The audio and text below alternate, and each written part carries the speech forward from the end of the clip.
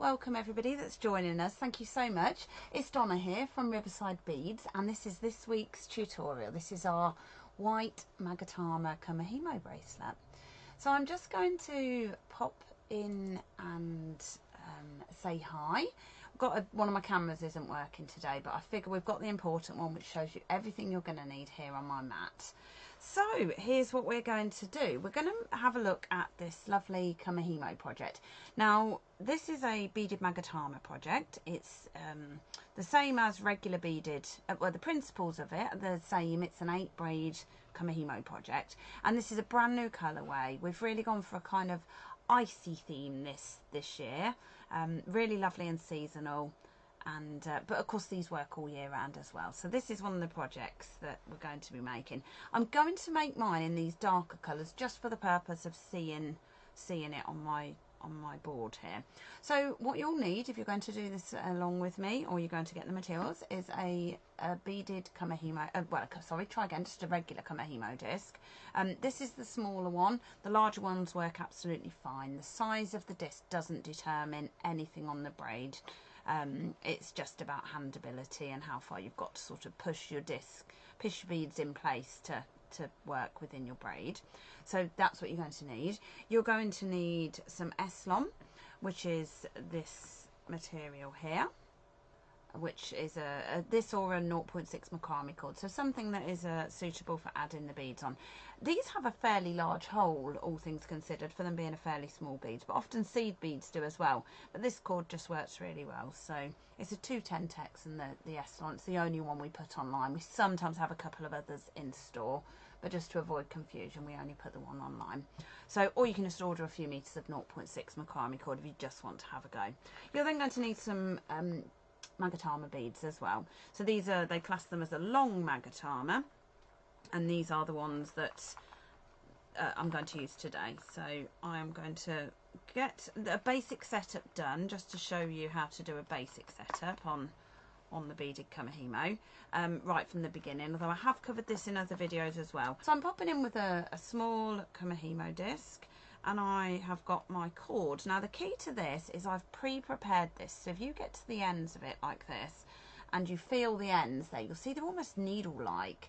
So they need cutting with a fine pair of scissors. So I use our nice sharp embroidery style scissors from Riverside Crafts, our sister company.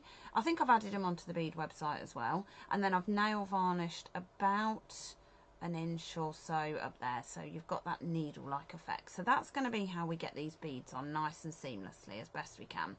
I've taken about 1 meter of each cord, and I've taken 4 pieces of that, and I've tied it together in the center there. I'd already pre-done a little section, so ignores that. Yours will look completely just tied together and neat. I'll just unplait that a little. So then what I do is I place these either side of north, east, south and west. If your disc has just got dots on, just allow for where those placements are. So I'm taking the cord and I am popping it either side there. I am just holding this centre bit a little. You can either do that, or you can sort out any sort of misalignment on the cords after. But what I'm looking for is when I first tied that will end up being just loose pieces of cord. So if you pull too much on them, it will over pull them. I'll just quickly show you underneath. I do, out of habit, just try not to cross my cords over as much as I can when I'm just setting it up there. Just good practice to get into for your beading. So, and the little tail ends that I tied, I want them to go under the cord. So what I would do is I would lift this up. I haven't got the room between my camera, but I would make sure that when I hold it up straight, that when I come to the ends, that they're roughly, a bit like the hairdresser does with your hair, that they're roughly all the same. That's only a couple of centimetres more, but the first 2 that pinged out, if I wanted to readjust them, that was that one, I would just slightly pull on that, just to slide it across to make sure. But sometimes when you put them in place and you first learn, and you can really over pull that, and you can end up with one right up here and all the others down here, and then that would be a problem when you get further down. So what we're going to do is focus on keeping the point of braiding in the center of our circle there, and all of our discs. The natural tension on your disc will help keep those all nice and taut, and we'll work on making sure we keep this pointer braiding in the centre. I've got a couple of tips for you along the way for that. So first off, we would braid a section with no beads on. So we would take our top right cord down to our bottom right, and then our bottom left up to our top left. Quarter turn anti-clockwise and repeat. Top down, bottom up, turn.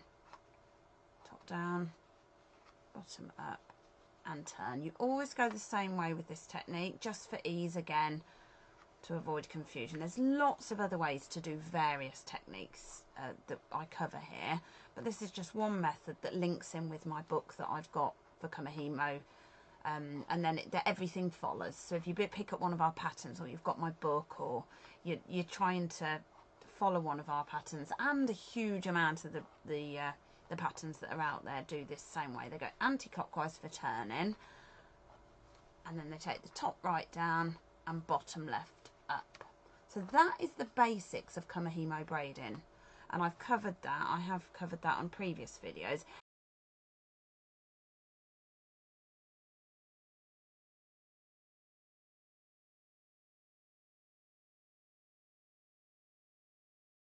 So the next task that we do, we've got that nice section done. Just occasionally run your fingers and make sure you're not getting knotted.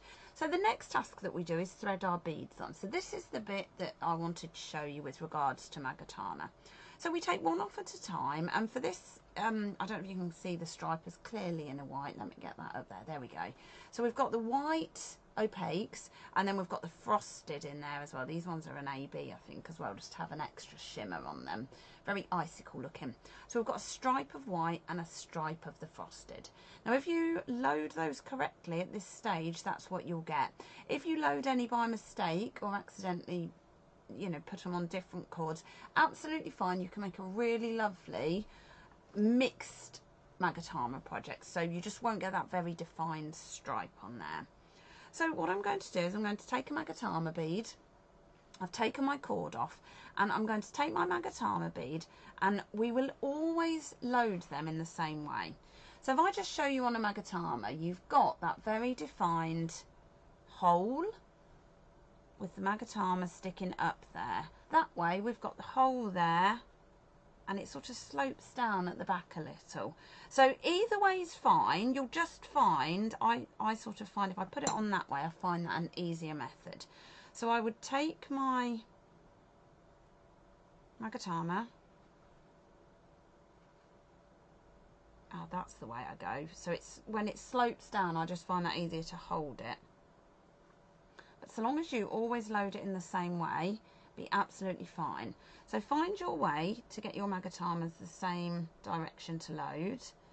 So there it is again, sloping down. Try and get it so you can see it. Sloping down like that with the hole going there. Now, the way they look a bit strange when they go on, but the way you can tell if they're all the same way is they will sit uniformed next to each other there. So that will be your method for then telling how they go. So they'll sit next to each other like so. So in our kit we've put a little picture of this to show you that as well. So then I will make sure that everyone that I load goes in the same way. Now that is if you want to make it all uniformed, all so they go very much like little dragon scales then. So they're all one way, like a little dragon scale. The other thing is you load them exactly as you wish in a mismatch way, and that is also absolutely fine. So I've got one here that I've done earlier as well. So here's how it would work. We would load those up. There's a method I'm going to show you in a moment of what we do with our cords, and if we want to load multi-beads on, which you normally would, and there's a process you can add bobbins on there. So here's what we do. We take our Magatama, and we're doing top right to bottom right still, so we're still doing that move, but as we do that we're bringing a bead in place. Now for this very first one and this first repetition round, you just want to make sure this pointer braid in here, that your bead is sitting under it. Once you get going, this will all open up quite nicely as a little square, but for this first one it can be tricky. So we're popping that under there, and it goes under the cord that it's about to cross. So there's the cord, and we're popping that under. Now don't forget, the method is still the same. So top cord, top right down to bottom right, and put that in place. Now everything went quite smoothly that time. The bead went in place. I could use my scissors just to poke it if it didn't, make sure it sits where I wanted to, but actually it did what I needed it to that time. So then I would be on my bottom left one, and I would take another bead, which we would probably preload. I think if you don't, it can get quite confusing. So I've got that bead there, and very conveniently that was going to sit exactly where I wanted it to sit, just under there. So we load them all in the same way, and as we bring that in, we pop that in place like so. So it's the shorter side of the Magatama bead is going under that cord that it's crossing. So that's the first two in place. That's our first move. Quarter turn anti-clockwise, and then we would be on our next colourway. So then we would be on our matte, in the black ones, the matte. It's a gunmetal colour, but it's the matte one, and we would load them in the same way. So we would take our angle through the bead in the same way, and if you do that every time, you know that you've got your beads in the right way. So bring that down, bring one bead in place under the cord it's crossing. That's the important part for this. Pop that there, it's gone in place for us, and we'll pop that down like so. So that's sat under there, nicely sticking out. So then we go on to our other side here, and then we do the same. So we pick up a bead in the same way.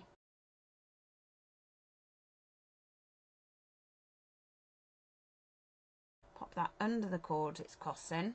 Whether you do that as you move the cord or just before, it completely depends. What you would naturally do, you might not be holding it flat, you might be holding it slightly tipped to yourself, so there'll be a natural gravity that the bead will want to drop in. So there's not much to show you at this stage, other than that pointer braiding that I was talking about in that centre nicely starting to open up. Now that particular side has gone quite wide. But what's important is we keep all our tensions there, which helps keep that pointer braiding nice and open. Not much to see underneath the disc at the moment. So I'll revert to one that I've done earlier, which has got a few beads preloaded. And the other thing it's got is bobbins attached to it. So this one, we would have our bobbins, and I will show you on, in fact, I'll show you probably after I've used a few. So this one's got a few repetitions around them. So we would take our cord, and we have a few beads on it wrapped around our bobbins here. So we're only looking to drop one in place. And it's always important we're going under that bead, and then we pop that cord in place. So remember, don't forget your basic principles. Remember your top right down to bottom right, and then bottom left up to top left again. But every time for a beaded Magatama one, you would drop a bead in place, in, and put that into place. So that is your full move on that collection there. And then quarter turn it anti-clockwise. Then we go, we've got the beads preloaded, so that's the benefit of that. So one bead in. Conveniently, it was going to go right where I needed it to. Under my cord I was crossing, and cord in place. So top down, bottom up, bead in as you're going. So if you've not done Kumihimo, people do like to tackle it just with cord. Really get that process cemented in place for yourself. Top down, bottom up, turn. And if you practice on that, then you would normally be ready to go on to do a beaded one quite quickly. Okay, so we would carry on with this. So if I do a few more repetitions here.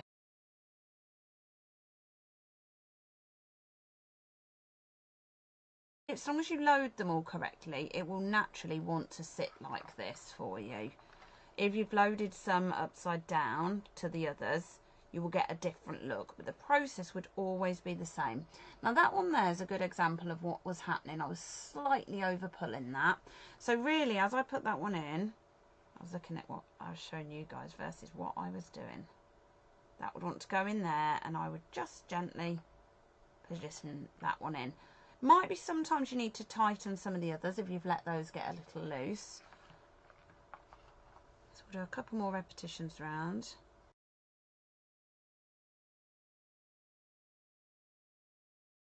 The key thing is each time you move on, make sure that's stayed where you want it to stay. If it pops out, then you need to take the move back and bring it in place again. So hopefully this is a good time to do this move and then show you where we're at. There's two things about doing this move that I'm about to do.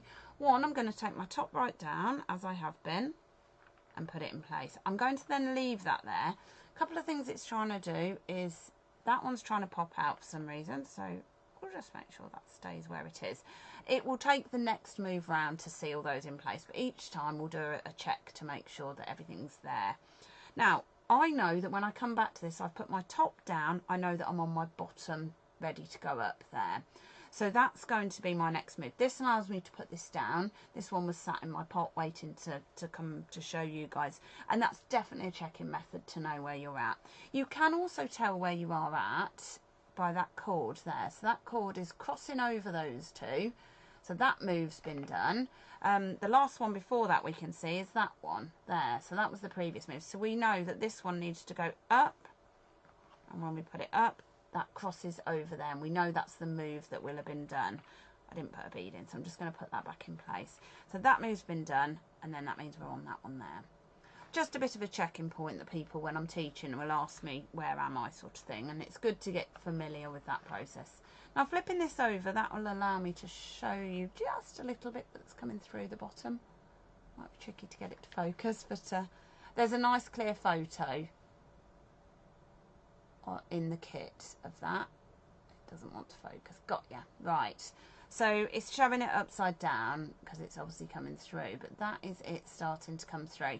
So you can do a check at any point and make sure there isn't any beads stuck in that shouldn't be there. Scissors are not necessarily the greatest thing to pick it out with in case you accidentally cut your cord or catch your cord, but if they just needed a little poke, some sort of tweezer or something could be useful, a cocktail stick or something, just to get them in the right places. Or if you can adjust one with your nails, you can. But they're absolutely fine. They're going through just fine for me there. So that is those ones. I was back there, so remember I knew where I was when I come back, so I had my 3 down there. So that's the process of how to bead those through. I've just had a question come through live with us on Facebook. What length of bracelet can you make?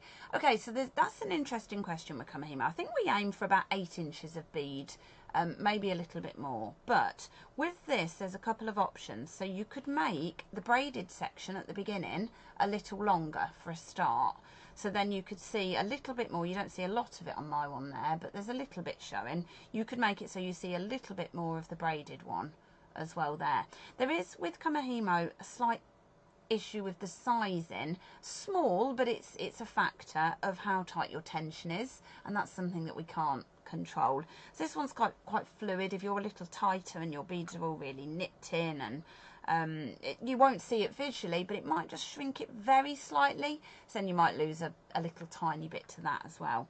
But the other thing as well is the clasp that we put in does add, so that bit glues into the end of the starting point and the finishing point that you do, so that one's just your part of your braid, but then it adds that on to the size, which is nearly 1 inch, and then you've also got a 2-inch extension chain as well.